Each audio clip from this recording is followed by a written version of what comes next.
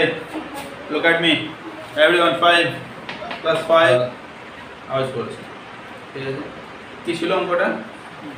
একটি বর্গাকার ক্ষেত্র, পরিসীমা দেওয়া আছে না দৈর্ঘ্য দেওয়া আছে, দৈর্ঘ্য 10 মিটার আর পরে দৈর্ঘ্য বাড়ানো হচ্ছে 2 মিটার, তাই তো?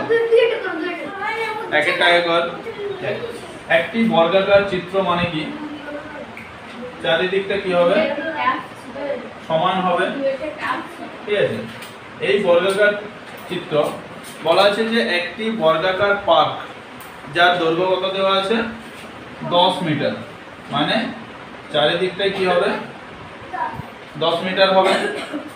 এবং যখন আমার দৈর্ঘ্য দেওয়া আছে, দৈর্ঘ্য সমান যদি 10 মিটার হয়, তাহলে সেটির পরিসীমা কত হবে? পরিসীমা হবে 4 গুণিত 10 সমান কত? 40 মিটার। তারপর দেখ, এবার বলা হচ্ছে যে ওই বাগানটির দৈর্ঘ্য, বাগানটিকে নতুন করে তৈরি করার জন্য বাগানটির দৈর্ঘ্য 2 মিটার বাড়ানো হচ্ছে। এটা একটাকে যদি 2 মিটার বাড়ানো হয়, তাহলে প্রত্যেকটাই 2 মিটার করে বাড়বে। 10 ছিল, সেটা হয়ে গেল কত? 10 প্লাস 2 সমান কত হয়ে গেল? 12 করে হয়ে গেল, তাই তো? তাহলে কি লিখব? নতুন বাগানের দৈর্ঘ্য সমান, নতুন বাগানের দৈর্ঘ্য সমান 10 প্লাস 2 সমান 12 মিটার। অতএব পরিসীমা সমান,